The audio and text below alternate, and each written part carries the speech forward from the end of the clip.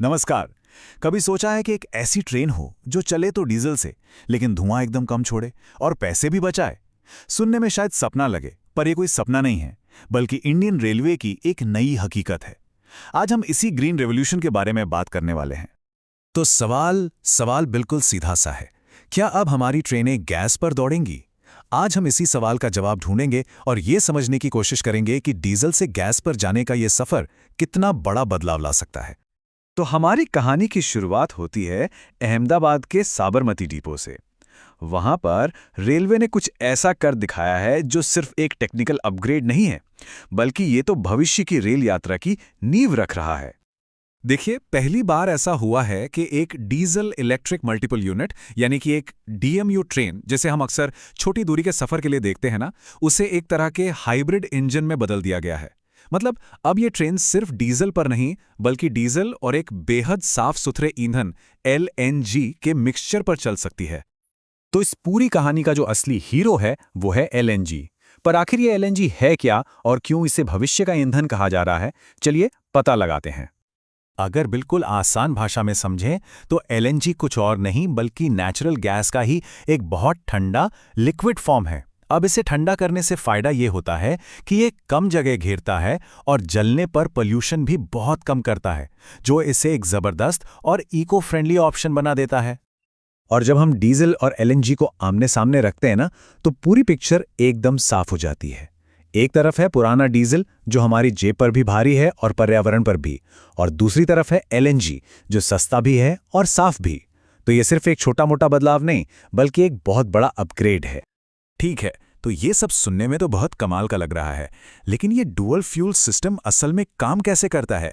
चलिए इस smart engineering के पीछे का राज समझते हैं।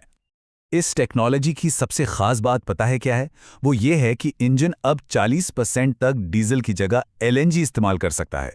इसका सीधा सीधा मतलब ये हुआ कि डीजल पर हमारी निर्भरता काफी हद तक कम हो जाती है।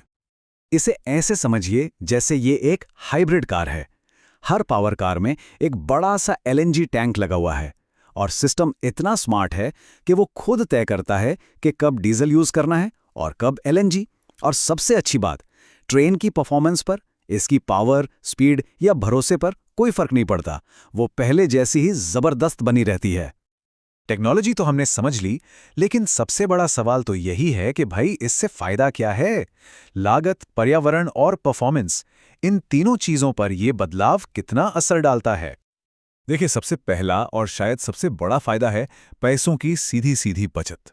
इंडियन रेलवेज दुनिया के सबसे बड़े नेटवर्क्स में से एक है। अब जरा सोचिए, जब इतना बड़ा नेटवर्क अपने फ्यूल पर कम खर्च करेगा तो इसका असर कितना बड़ा होगा? अब जरा आंकड़ों पर नजर डालते हैं, और ये आंकड़े कमाल के हैं। सिर्फ एक ड्राइविंग पावर कार पर एलएनजी का इस्तेमाल करने से हर साल करीब करीब 11.9 लाख रुपए बच सकते हैं। ये एक बहुत बहुत बड़ी रकम है। और वो तो सिर्फ एक पावर कार की बात थी। जब हम एक पूरी 8 कोच वाली डीएमयू ट्रेन की बात करते हैं तो ये बचत बढ़कर लगभग 24 लाख रुपए सालाना हो जाती है। इससे पता चलता है कि इस टेक्नोलॉजी में देश का कितना पैसा बचाने का पोटेंशियल है। पैसों की बचत तो है ही, साथ ही साथ पर्यावरण के लिए भी ये एक बहुत बड़ी जीत है। एलएनजी का इस्तेमाल करने से कार्बन डाइऑक्साइड और नाइट्रोजन ऑक्साइड जैसे जहरीले प्रदूषक भारी मात्रा में कम हो जाते हैं। इसका सीधा मतलब है हमारे शहरों के लिए ज्यादा साफ हवा। और सबसे अच्छी बात यह है कि ये सारे फायदे ट्रेन की परफॉर्मेंस से कोई भी समझौता किए बिना मिल रहे हैं। इंजन की ताकत, रफ्तार और भरोसा सब कुछ पहले जैसा ही बना रहता है। मतलब हर लिहाज से ये एक बेहतर डील है। तो ये तो हुई शुरुआती ट्रायल की बात, लेकिन इंडियन रेलवे का इसे लेकर आगे का प्लान क्या है? भविष्य का विजन क्या है? आइए इस पर भी एक नजर डाल लेते हैं। ये जानना बहुत जरूरी है कि ये अब कोई एक्सपेरिमेंट नहीं रह गया है। ये प्रोटोटाइप ट्रेन 2000 किलोमीटर से ज्यादा के सफल ट्रायल पूरे कर चुकी है और अब तो साबरमती में आम यात्रियों के लिए सर्विस में भी है। मतलब ये टेक्नोलॉजी अब हकीकत बन चुकी है। तो आगे का रोडमैप एकदम क्लियर है। अभी ये टेक्नोलॉजी साबरमती में चल रही है। बहुत जल्द इसे उन और रूट्स पर भी लाया जाएगा जहां बिजली की लाइनें नहीं हैं। और आगे का विजन तो और भी बड़ा है। रेलवे का लक्ष्य है हाइड्रोजन जैसी और भी क्लीन टेक्नोलॉजीज पर काम करना, ताकि नेट जीरो एमिशन के गोल तक पहुंचा जा सके। तो हम घूम फिर कर वापस उसी सवाल पर आते हैं, एक ऐसी टेक्नोलॉजी जो सस्ती भी है, साफ भी है और पावरफुल भी। क्या यही इंडियन रेलवे का भविष्य है? साबरमती में जो ये शुरुआत हुई है, वो शायद पूरे देश के सफ़र करने का तरीका बदल सकती है।